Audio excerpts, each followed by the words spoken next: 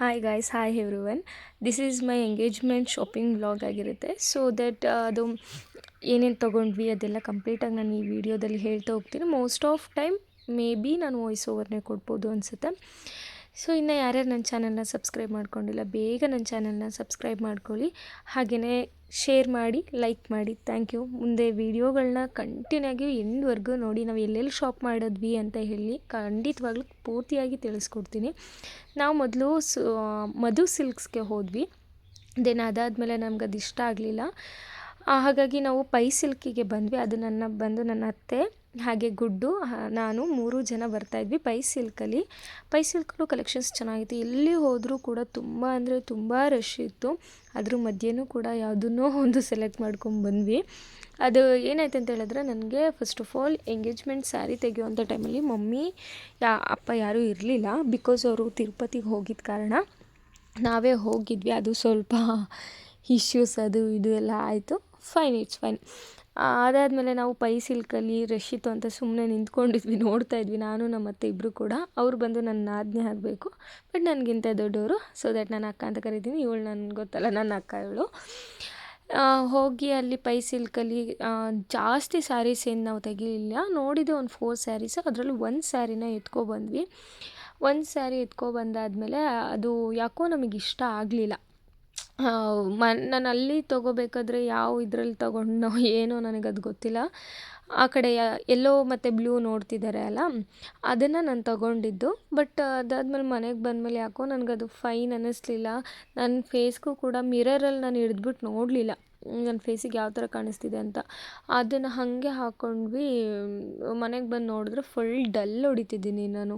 ಹಾಗೆಯೇ ಅವರೂ ಕೂಡ, ತೇಜು ಅವರೂ ಕೂಡ, ಓಕೆ ನಿನ್ಗೆ ಇಷ್ಟ ಆಗಿದ್ದೇನೆ ತಗೋ, ಯಾವ್ದು ಬೇಕು ಅಂತ ಹೇಳಿದ್ರು. ಅವರೂ ಕೂಡ ಓಕೆ. ಅವ್ರಿಗಿನ್ನೇನು ನಂಗೆ ಗೊತ್ತಾಗಲ್ಲ, ಸೆಲೆಕ್ಷನ್ ಏನು ಅಷ್ಟು ಗೊತ್ತಿಲ್ಲಲ್ಲ. ಹಾಗಾಗಿ ಅವ್ರೂ ಓಕೆ ಅಂತ ಹೇಳಿದ್ರು ಅಂತ ತೊಗೊಂಡೆ. ಮನೆಗೆ ಬಂದಮೇಲೆ ಡಲ್ ಹೊಡಿತು ಅಂತ ಹೇಳಿ ಮತ್ತೆ ತಿರ್ಗಾ ನೈಟು ನಾನು, ಅಕ್ಕ, ಬಾವ, ಪಾಪು 3 ಜನ ಹೋಗಿ ಚೇಂಜ್ ಮಾಡ್ಕೊಬರೋಣ ಅಂತ ಹೋದ್ವಿ. ಚೇಂಜ್ ಮಾಡ್ಕೊಂಡು ಕೂಡ ಬಂದ್ವಿ. ಆವಾಗ ನಾನು ಎಂಗೇಜ್ಮೆಂಟಲ್ಲಿ ಏನು ಸ್ಯಾರಿ ವೇರ್ ಮಾಡಿದ್ದೆ ಅದನ್ನು ತೊಗೊಂಡಿದ್ದಂಥದ್ದು. ಅದು ಬಾರ್ಡರ್ ಎಲ್ಲ ನಾನು ಎಕ್ಸ್ಟ್ರಾ ಸ್ಟಿಚ್ ಮಾಡಿಸಿರೋ ಅಂಥದ್ದು, ಅದರಲ್ಲಿ ಏನು ಇರಲಿಲ್ಲ. ಸೊ ನಾನು ಕೂಡ ಸುಮ್ಮನೆ ಇದ್ದೆ, ಅವರೇ ಸೆಲೆಕ್ಟ್ ಮಾಡ್ತಿದ್ದಾರೆ ಅಲ್ಲ, ಅವ್ರಿಗೂ ಸೆಲೆಕ್ಷನ್ ಎಲ್ಲ ತುಂಬ ಚೆನ್ನಾಗಿರುತ್ತಲ್ಲ ಅಂತ ಹೇಳಿ ನಂದನ್ನೇ ಸ್ಯಾರಿ ಸೆಲೆಕ್ಟ್ ಮಾಡೋದು ಓಲ್ 1 ಡೇ ಆಗೋಯಿತು. 1 ಡೇ ಆಗಿರೋದ್ರಿಂದ ಇನ್ನೇನು ಅವ್ರಿಗೆ, ತೇಜು ಅವ್ರಿಗೆ ಬಟ್ಟೆ ಕೊಡಿಸ್ಬೇಕು ಅಂದರೆ ನಮ್ಮ ಮನೇಲಿ ಬರಬೇಕಾಗಿತ್ತು. ಹಾಗಾಗಿ ಅವತ್ತು ಅವ್ರಿಗೆ ತೊಗೊಳ್ಳಿಲ್ಲ. ನಾನು ಹೋಗಿದ್ದು ಇದು ಮಂಡೇ ಹೋಗಿದ್ದು, ಮಂಡೇ ಟೈಮಲ್ಲಿ ಹೋಗಿದ್ದು. ಮಂಡೇ ಹೋಗಿ ಅದನ್ನೆಲ್ಲ ಸೆಲೆಕ್ಟ್ ಮಾಡ್ಕೊಬಂದು ಸ್ಟಿಚಿಂಗಿಗೆಲ್ಲ ಕೊಟ್ವಿ. ನಂದು ಇನ್ನೂ ಒಂದು ವ್ಲಾಗಲ್ಲಿ ನಂದು ಸ್ಯಾರಿ ಸ್ಟಿಚಿಂಗು, ಅದ್ರ ಪ್ರೈಸು, ಎಲ್ಲಿ ಸ್ಟಿಚ್ ಮಾಡಿಸಿದ್ದು, ಬಾರ್ಡರ್ ಎಲ್ಲಿ ತೊಗೊಂಡಿದ್ದು, ಎಷ್ಟಾಯಿತು, ಕಂಪ್ಲೀಟಾಗಿ ನಾನು ಆ ವಿಡಿಯೋನ ಅಪ್ಲೋಡ್ ಮಾಡ್ತೀನಿ.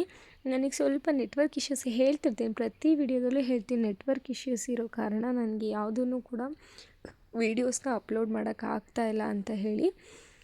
ಹಾಗಾಗಿ ಇನ್ ಕೇಸ್ ಏನಾದ್ರೂ ನೆಟ್ವರ್ಕ್ ಸಿಕ್ತು ಅಂದ ತಕ್ಷಣ ಪಟ್ಟಂತ ವೀಡಿಯೋಸ್ನ ಅಪ್ಲೋಡ್ ಮಾಡ್ತೀನಿ. ನೀವು ಕೂಡ ಹಾಗೆ ಸಪೋರ್ಟ್ ಮಾಡ್ತಿದ್ರೆ ನನಗೂ ಒಂದು ಮೋಟಿವೇಟ್ ಆದಂಗೆ ಆಗುತ್ತೆ. ಅದಾದಮೇಲೆ ನಾವು ಅಲ್ಲೆಲ್ಲ ಸ್ಯಾರಿದೆಲ್ಲ ನೋಡಿದ್ವಿ. ಇಷ್ಟ ಆಗಲಿಲ್ಲ. ರಿಟರ್ನ್ ಮಾಡಿದಾಗ ಈ ಸ್ಯಾರಿ ಸೆಲೆಕ್ಟ್ ಮಾಡಿಕೊಂಡೆ. ನಾನು ಎಂಗೇಜ್ಮೆಂಟ್ ಸ್ಯಾರಿ ಇದು.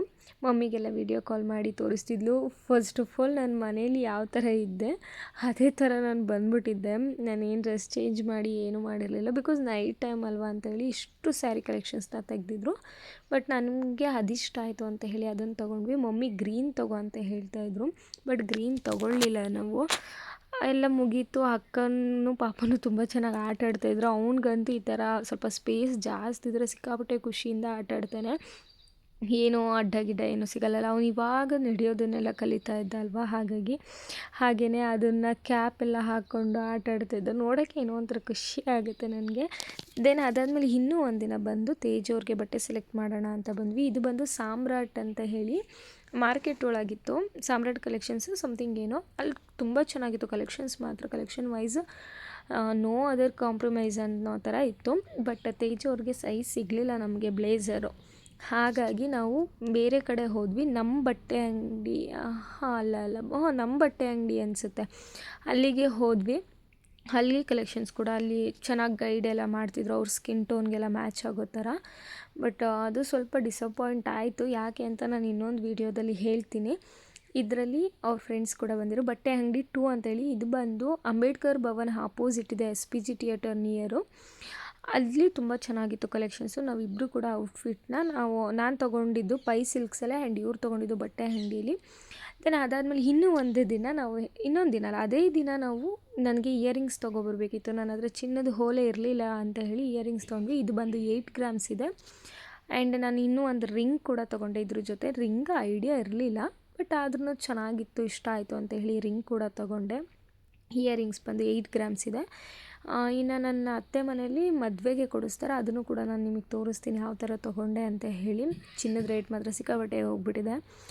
ಈ ಇಯರಿಂಗ್ಸ್ನ ನಾವು ಸೆಲೆಕ್ಟ್ ಮಾಡಿದ್ವಿ. ಫೈನಲಾಗಿ ಇದನ್ನು ನನ್ನ ಫೇಸಿಗೆ ಕೂಡ, ನಂದು ಸ್ವಲ್ಪ ಚಿಕ್ಕ ಫೇಸ್ ಆಗಿರೋದ್ರಿಂದ ನನ್ನ ಫೇಸಿಗೆ ಕೂಡ ತುಂಬ ಚೆನ್ನಾಗಿ ಕಾಣಿಸ್ತಾ ಇತ್ತು.